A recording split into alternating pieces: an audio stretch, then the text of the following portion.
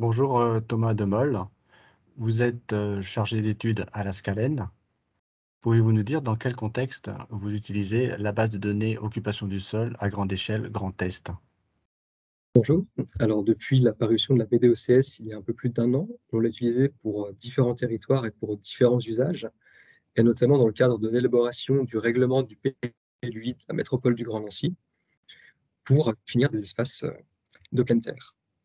C'est-à-dire qu'on avait besoin d'estimer les surfaces existantes de pleine terre à l'échelle des unités foncières dans le but de préserver des surfaces non artificialisées au règlement du PLUI.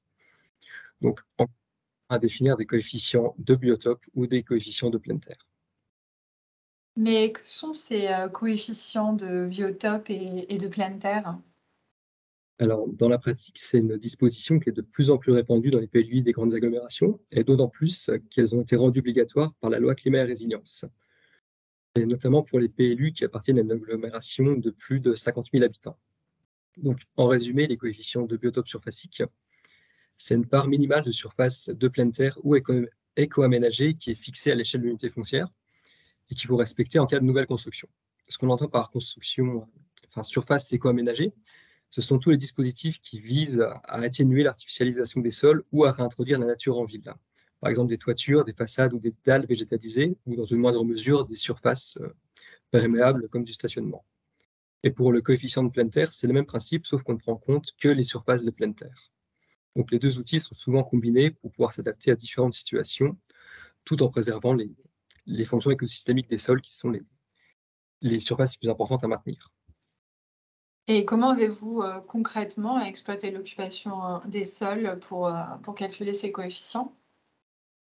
Alors, on a croisé la BDOCS avec les unités foncières du CERAMA pour nous aider à créer un outil d'aide à la décision technique, pour calibrer les seuils du coefficient de pleine terre. La philosophie du PLUI étant de permettre à la fois l'évolution de la ville en arbitrant entre une densification raisonnée et la préservation des espaces de végétation, il faut que les seuils de pleine terre soient ni trop permissifs ni trop contraignants et surtout qu'ils soient cohérents avec les surfaces de pleine terre existantes. Donc du coup, on a croisé les deux sources de données pour distinguer des surfaces de pleine terre à l'échelle de l'unité foncière. GE2 qui renseigne sur les surfaces imperméables et sur les surfaces perméables.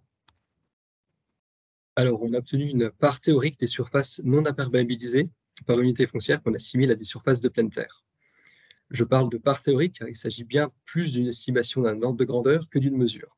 Comme on travaille à une échelle bien inférieure à celle recommandée par la BDOCS, on peut avoir d'infimes variations qui peuvent entraîner des écarts importants, notamment sur des petites parcelles.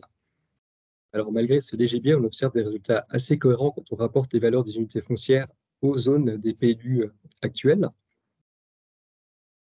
Alors, bon, rien de surprenant, hein, on voit bien que les zones d'activité sont relativement minérales et que les secteurs pavillonnaires, bah, ils sont un petit peu plus verts que les sites de tissus anciens comme les villages, mais un petit peu moins verts que les zones typement sportives, par exemple. Donc, c'est pas une surprise, mais par contre, on peut désormais quantifier ces différences et comparer, par exemple, des tissus similaires construits à différentes époques. C'est ça le plus qu'apporte l'OCSGE. Ça permet de confirmer un peu d'intuition des choses qu'on sent sans pouvoir quantifier. Quel bilan tirez-vous de ces travaux et quelles sont vos perspectives? Eh bien, on a pu voir en utilisant pour la première fois le cinquième niveau de la BD-OCS GE2 que c'était relativement fiable et surtout à une aussi grande échelle qui n'est pas faite pour cet usage. Et ça ouvre beaucoup de portes, notamment pour ce niveau d'imperméabilisation. On pourrait, par exemple, identifier des potentiels de désartificialisation ou de désimperméabilisation des sols en lien avec l'objectif ZAN ou la règle 25 du SRADET sur l'imperméabilisation. On a vu que c'était encore une fois une donnée assez fiable. Pas un outil de mesure, mais quand même un très bon outil qui donne des ordres de grandeur très fiables. OK, super, bah, merci beaucoup pour votre présentation, c'était, très intéressant. C'est Merci. à vous.